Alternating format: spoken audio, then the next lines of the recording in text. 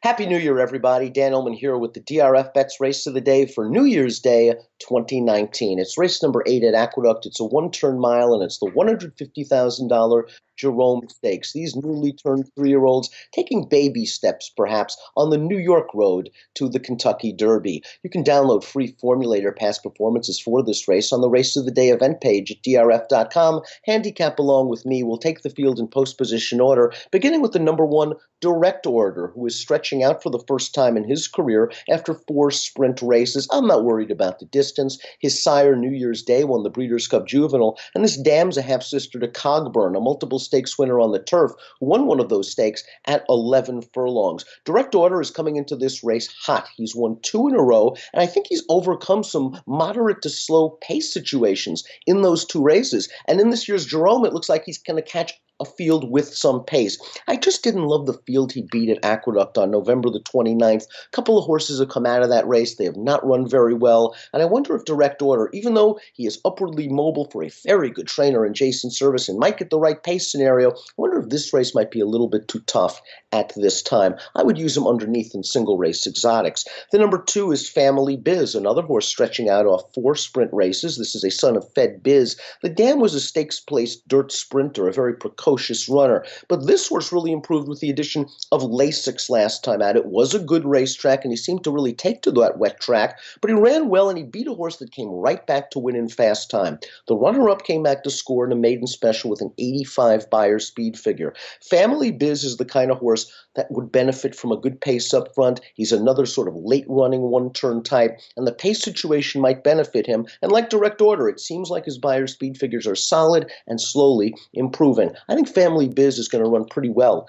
in this spot. The number 3 is Mind Control, and it's just sort of a reboot for Mind Control. The winner of the Grade 1 Hopeful last year at Saratoga. Now, he looked good in winning the Hopeful and paying $22 that day, but I think he had a lot of things go his way. The other main speed in the race didn't break, and Mind Control ended up on the lead on kind of a nice, easy pace, and he was very game to hold off Mucho, who is now sidelined.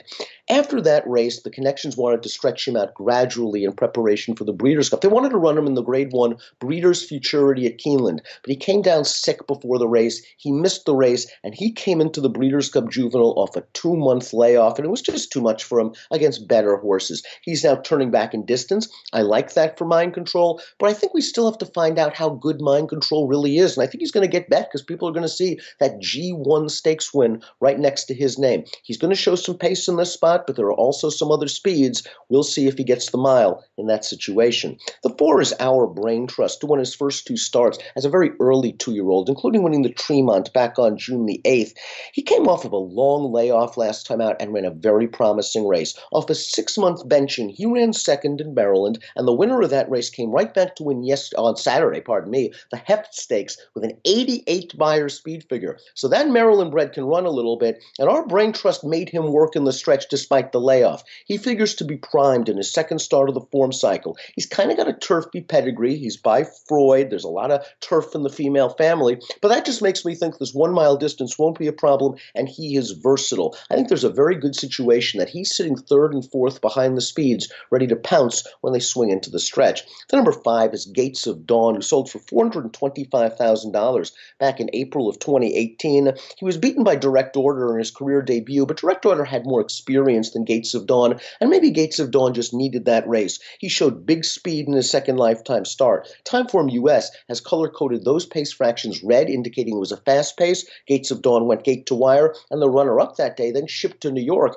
and finished 3rd in a maiden special with an 84 Beyer. That race looks legit. Gates of Dawn's going to be stepping up in class for John Service. He also has a strong turf and distance pedigree by Arch. The dam was a stakes-winning turf sprinter, took the Caress at Saratoga, going 5.5 furlongs. We'll see what we get from Gates of Dawn. I'm expecting big speed, but I don't think John Velasquez on Mind Control is exactly going to let him go, and they may have to duel it all the way around the track. My top pick in this race is the number 6, Super Jackpot, going out for Mark Cassie and Junior Alvarado. And this horse ran a 1-turn mile last time out at Gulfstream, and I thought he ran very well. Now, let's be honest. The 2-year-old race, the Smooth Air Stakes at Gulfstream that he comes out of probably won't be the race in 2018 that fans remember when they think about juvenile racing. It was not a strong field at all, but Super Jackpot did all of the work. He was battling for the lead in between horses, put away his outside rival with about 3.5 furlongs to go. He had to go for home early, and he was immediately confronted down towards the rail.